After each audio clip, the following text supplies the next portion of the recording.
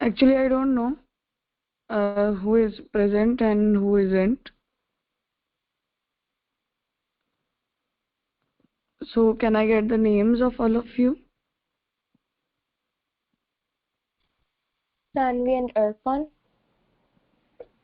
Via, Ashini, Jay. Aryan. Okay. Yeah, Sanvi, you can go for the first look. Ji Raja, do I have to do the introduction? Yes.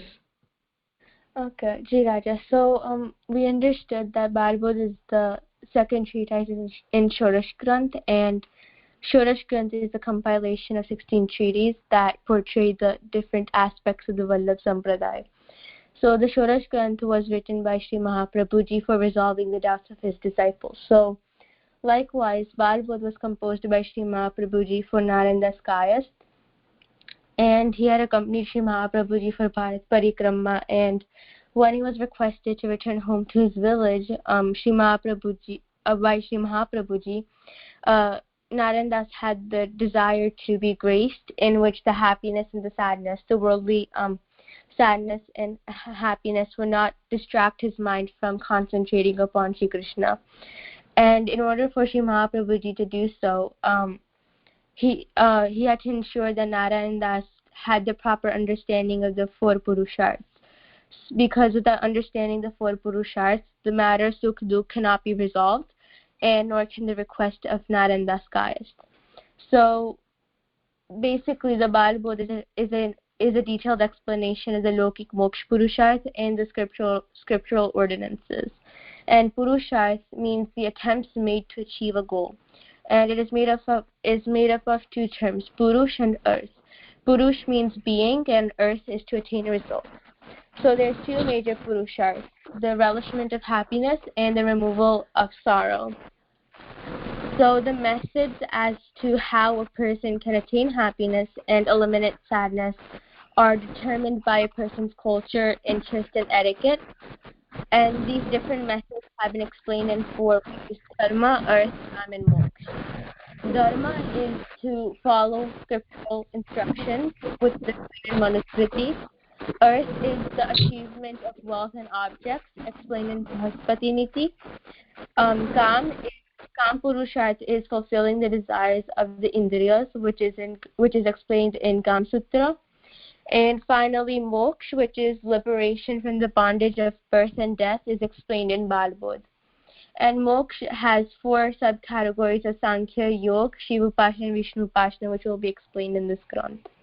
And now regarding the purpose of Balbodh. Sri Mahaprabhuji had intended this Granth for those who lacked spiritual knowledge, which are in other words the Balbodh, the Balprabodh, the children who are children by understanding. And basically the Balbodh is a guide to finding the path, that is a guide to allow those to find the path that one has the most interest in. And it also clarifies the distinguishing factor between the four Purusharths and Bhakti Bhav. Bhakti Bhav is the fifth Purusharth, which was proposed by Sri Mahaprabhuji. And so basically Sri Mahaprabhuji wants to clarify for the Pushti beings that those who prioritize Dharma, Earth, Kam, and Moksha can pursue their goals, but they are not qualified to be initiated into the Pushti Bhakti Marg. Because for a true Pushti Jeev, attaining Bhagwan is so much more important than achieving wealth, fulfilling desires, or attaining Mukti, the Purusharths. And so the three main outcomes or purposes of Balbodh is to eliminate the individuals who do not possess the motives of a Pushti Vaishnav. 2, to prevent Pushti Jivas from becoming distracted by the Sukh Dukh or happiness and sadness. And 3, to develop full concentration upon Bhagwan Shri Krishna. And so now the first slok is Natva Harim Sadanandam Sarva Siddhanta Sangraham Balprabodhanarthaya Vadami Suvinishtitam. So Natva Harim Sadanandam, this is the Manglacharan of Balbodh. Every Granth has a Manglacharan where the composer is bowing down to the ultimate reality.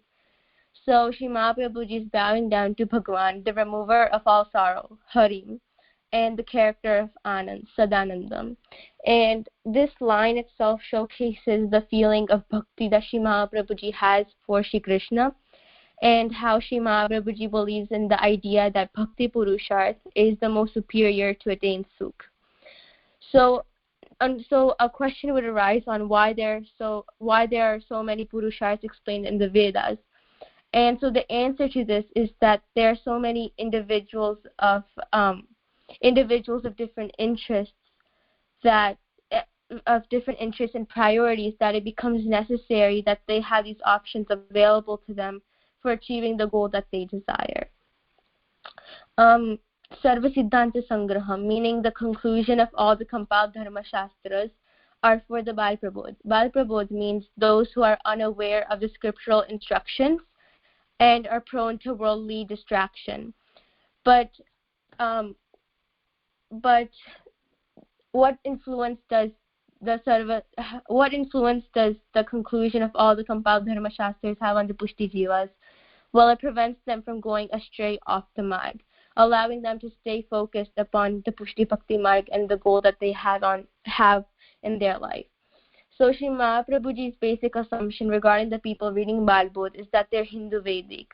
Hindu Vedic is someone that has some knowledge regarding the Vedic scriptures. And Balbodh resolves their doubts on the four Purusharthas and Bhakti, and also points out their motive in life. And it's necessary to understand here that a person should not get initiated into a path while being ignorant of its sadhana or results, because people that do so are using seva for gaining wealth, performing bhakti for selfish goals, and reading Bhagavad for egoistic motives. And this is basically what the first book is trying to explain. Very nice. Is Riya present? Raja. Yeah, go for the next look. Dharm arth kam mokshasya chatvarotta manusyanam jivaswara vicharena dvida tehi vicharita. Manusyanam means for learned men. Dharm arth kam mokshasya means dharm arth kam and moksha. Chatvara means four. Arth is purusharth. Te is they. Jivarsa Vicharena, described by Ishwar Bhagwan as well as Jeeves. Dvida, in two ways, he surely Vicharita have been taught out. So as Sri Mahaprabhuji explains the subject matter of this Granth in the first shlok, Sri Mahaprabhuji starts to explain the meaning of all these Purusharths.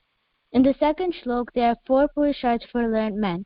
The learned term means the one who has read the scriptures and is ready to follow the ordinances given by the scriptures, and only that person can understand the goal of his life.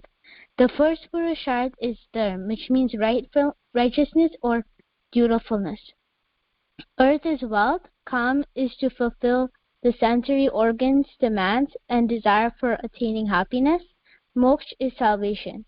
These Purusharths have been described by Bhagwan in the Ved to the sages while the sages were in Samadhi, and this is called the Shruti. These Purusharths have also been written down and described by learned sages, and this is called the Smriti. Dharma means duties, so a being must perform many duties because of his many identities, such duties to be performed as a friend or as a student or as a Brahmin. And these duties, there are many duties one has to follow according to his or her identity. Dharma particularly means whatever duty explained in the scriptures, and following those duties, then our Dharma Purusharth is being accomplished. Similarly, is to fulfill the Earth Purusharth, we must attain money in a way described by the scriptures. By attaining money in a way that has not been described by scriptures and has been prohibited by the scriptures, we are not fulfilling our Dharma Purusharth. Righteous money must be attained through the methods explained in the scriptures. Being a Brahmin, we must attain money by teaching students the Ved. and by helping people in religious practices. If someone is a Kshatriya, a person must protect the society, and if someone is a Vaishya, he must do business. If someone is a Shudra, he must do the job as a servant. If someone is identifying himself as any such person, he must do the methods explained in the scriptures. So if the money is obtained by me is prohibited by the scriptures, then we are using that money in any such activity that activity will not become righteous, and that dharma that has been performed will also be unrighteous. For example, if a Brahmin performs a yajna using money that has been obtained by wrong methods, then that yajna will no longer be a righteous act. Kam means to fulfill our desires. Our sensory organs, by accumulating money, there are many methods to attain our Kam Purusharth. For example, today if we feel we want to fulfill our sensory organs demand, and we want to have a lot of money, and the next day if we do a theft in the house and we attain some money and we fulfill our desire, the desire fulfilled by me won't be considered as a Kam Purusharth because we have chosen the wrong path for fulfilling the Purusharth. Any such wrong method to fulfill our desire used, that is prohibited by the scriptures, and we would not be fulfilling our Purusharth. Therefore, we must follow the correct path to fulfill our desires as explained in the scriptures to accomplish our Kam Purusharth. The fourth is moksha, which is salvation. Moksha cannot be attained by any other means than the ones provided in the scriptures. Ideally, the follower who is a Vedic and Hindu has to fulfill all his actions and has to live out his life by following the Purusharths in the scriptures. But if we're missing out one Purusharth like dharma, for example, all the Purusharths will be disturbed because then we will not attain moksha at the end. Same way, if we accumulated money in the wrong path, then whatever dharma is performed will fail. All these four are interrelated, and if we disturb anyone, our lifestyle will be disturbed, and any such person will not be identified as a Vedic or Hindu. Therefore, we will be committing a sin. There was a question which was, when performing the service of Bhagwan, it is necessary where we have to follow the rules and regulations preached by Sri Mahaprabhuji and accumulate money to be used in the service of Bhagwan. So dharma, earth, kam and moksha are necessary parts of performing the service of Bhagwan. So does that mean we have to use dharma, earth, kam and moksha to our benefit to perform the service of Bhagwan and not for any other reason? So the answer is Sri Mahaprabhuji has explained the Pushtiswadhyay Purusharths in the text named the Chatushloki. Here the Purusharths have been explained in a generalized term and not in any particular way. But it is important. Yeah. Sorry, what? Yes, now it is fine. Okay. But being a devotee, it is important for us to follow the orders of the scriptures to the best of our capacity. Though we know that the times have become more modern and they have been changed, and therefore sometimes it's not possible for us to fulfill the rules and regulations of the Vedic scriptures. So we must try to our best of capacity, and we must not attain any money through the wrong methods, or we must not get too much indulged in fulfilling our desire, or that would disturb the society and our own righteous path. We must ultimately be a good human to be a good devotee. We must try to follow the scriptures to the best of our capacity. Even if we cannot follow the scriptures, we must not try to engage in any such activity that's prohibited by the scriptures. For a Pushti being, his ultimate duty is to serve Bhagwan Shri Krishna. And Krishna Seva is the primary duty of a Pushti being, and that means it doesn't cancel out any of our other duties. So all our other duties must be fulfilled, and that is our Dharma Purusharth, but we must also serve Shri Krishna. For the Earth Purusharth, Bhagwan Shri Krishna himself is our Earth Purusharth, because a Pushti being shouldn't want anyone else in his life other than Bhagwan Shri Krishna. He himself is our possession, and he should be everything for us. Kam Purusharth means by serving Bhagwan as a devotee, he has to feel content. If our senses are being used in Bhagwan Seva, then our sensory organs have to be content and satisfied with this. So our sensory organs must not demand for anything else other than Shri Krishna. Moksha is when we surrender ourselves to Bhagwan Shri Krishna and Bhagwan accepts us as a devotee, then that itself is salvation for Bhagwan. These are the 4 Purusharthas explained by Sri Mahaprabhuji in the Chatusloki. It doesn't mean our Vedic duty has been cancelled out. So we must still earn money through a righteous path to serve Bhagwan Shri Krishna with that money. If we're using any wrong method in attaining that money, then we must not use that money in seva, and that would be a wrong deed, and we would not be fulfilling our Purusharth. We are not such a devotee that does not need anything other than Bhagwan Shri Krishna. We can sometimes enjoy worldly things and fulfill worldly desires as well. At that time, we must remember that we are a Vedic and a devotee. So being a Vedic, we must not go through any such path that is considered wrong in our scriptures to fulfill our desires. Being a devotee, it is important for us to relate each and every sensory organ to Bhagwan, so that we're not supposed to use any such method which would go against that. If we're using all our sensory organs in the service of Bhagwan, and our sensory organs are not feeling happy by serving Bhagwan, then being a devotee, our Kam Purushartha would be cancelled. Then there was one more question, which was, how would an individual who cannot physically perform seva but can only do Shravan, Kirtan and Smaran of Bhagwan, how would they be able to incorporate the 4 Purusharthas? So at the initial stage, it would not be possible for them, but when he is mentally completely devoted to Bhagwan, at that time it will become easy for that person to relate each and everything to Bhagwan himself.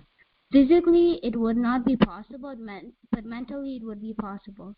For example, Surdas Ji was not able to physically serve Bhagwan, but he was so mentally surrendered and devoted to Bhagwan that he never felt like he was not being able to serve Bhagwan.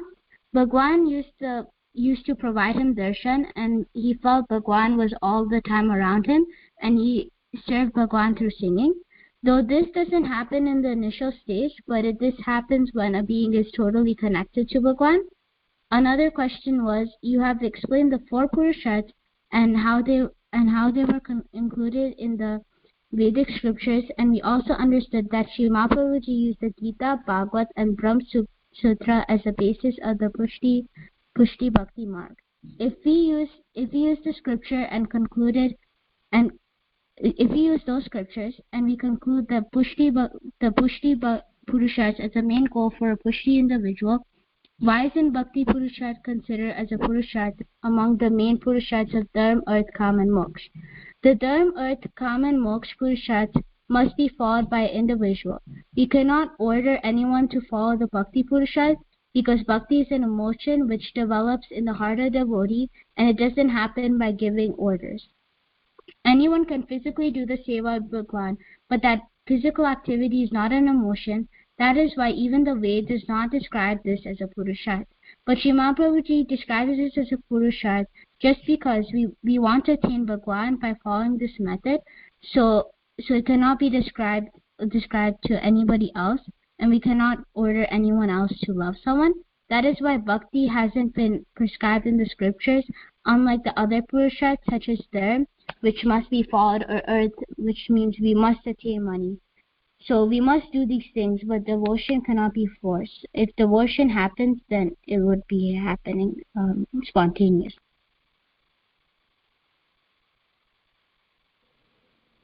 Very nice. Is Jai present?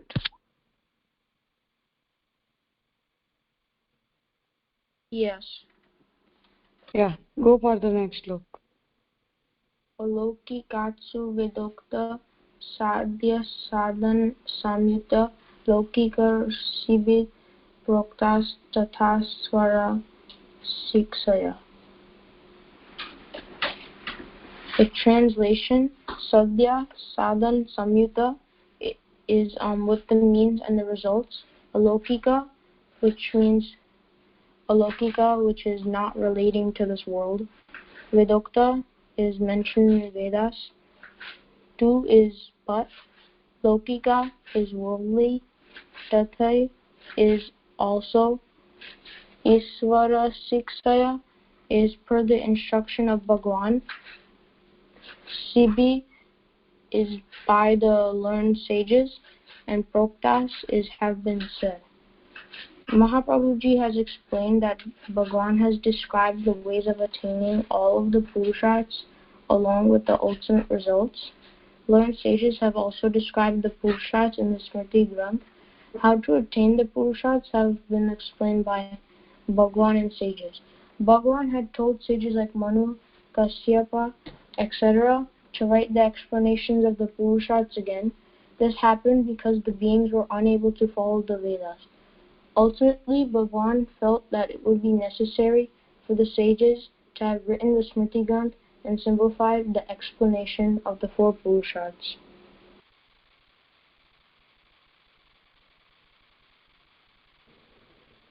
Fine.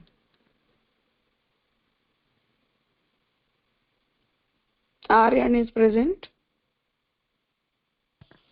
Yeah. Yes. Go with the next slok.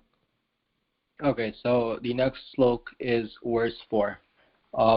Laukikanstu pravakshami vedadharya yatastita dharma sastrani nitisyam kama sastrani chakramat trivarga sadhakaniti nata nirnaya uchyate.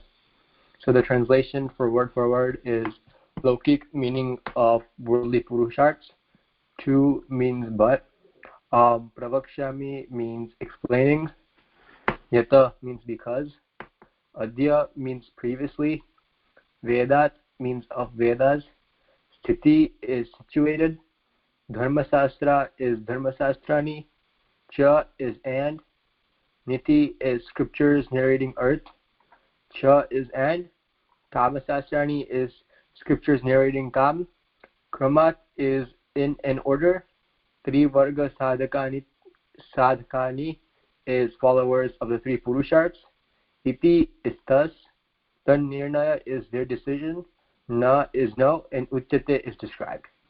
So what this verse is telling us is that this is like the first verse of the entire Balbodh, in which Sri Mahaprabhuji really starts to clarify his principles and philosophy with regards to the four Purusharthas.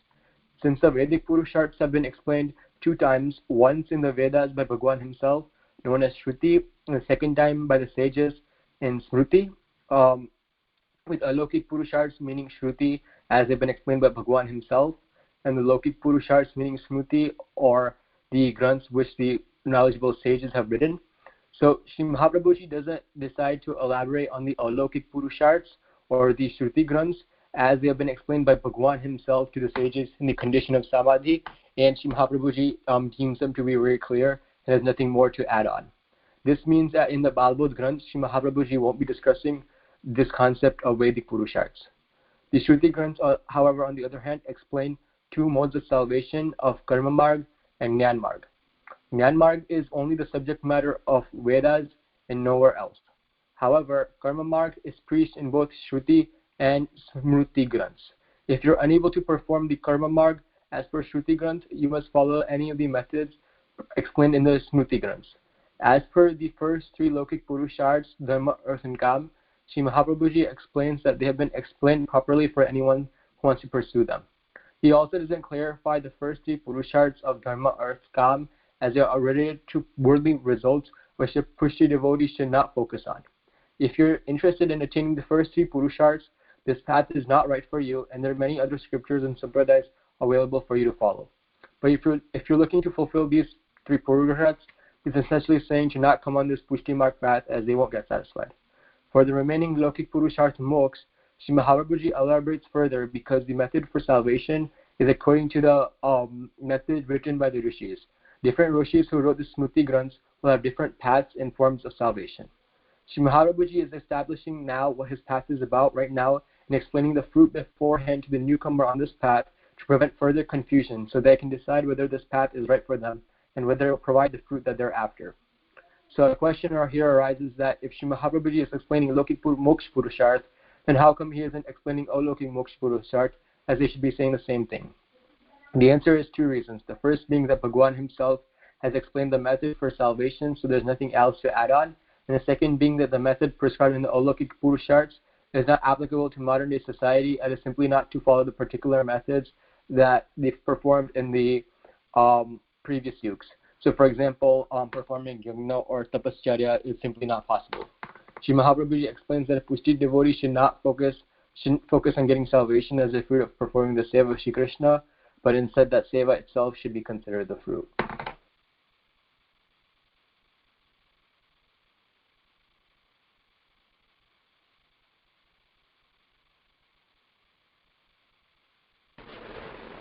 Fine.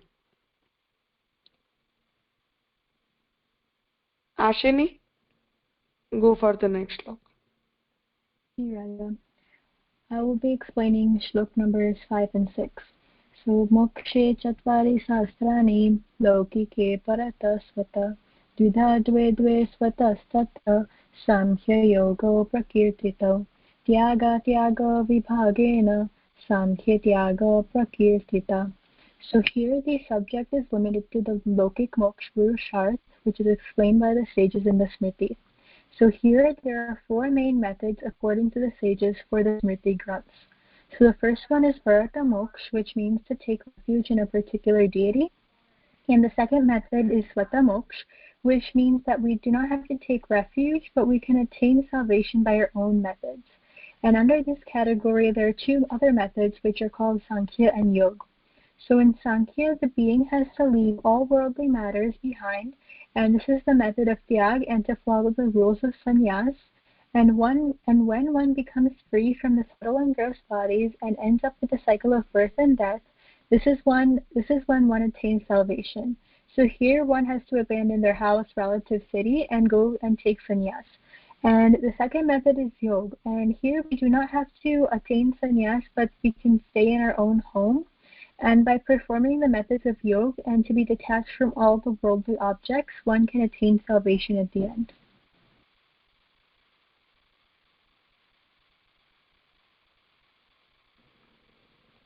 Fine. Arpan is there? Ji Raja. Yes, go for the next one. Ahanta mamta nasa sarvatanyarhamkuto sarupastoidajiva kritartasani gadyate. So here a question arises that after following the Sankhya path to attain salvation, what method will be used and what fruit will one get while following this path? So Sri Mahaprabhuji explains that when a being enters the universe, the soul is bound to avidya and the anand attribute disappears. Due to this, the being attains worldly bondages because of the avidya sakti. There are 5 types of adhyas: andakarnadhyas, indriyadhyas, dehadhyas, pranadhyas, and sarvvismriti. In these 5 adhyas, one forgets his real form. The word Sankhya is originated from the word Sankhya. Sankhya means to count the elements. Here, Sri Mahaprabhuji wants to clarify what is perishable and what is imperishable. So Sri Mahaprabhuji explains that the soul is the only thing that exists permanently and nothing else. When one realizes that the soul is the only thing that is imperishable, the body will be detached from the worldly bondages and will take sannyas. When being a sannyasi, he will lose his attachment to the worldly objects and will attain salvation. So we can see that mukti is the last stage of a being. So here another question arises that what is the fruit of Sankhya? So it is explained that since the person is detached from the worldly objects and focused on the soul, it will make a person attain his real identity, which is the particle of Bhagwan.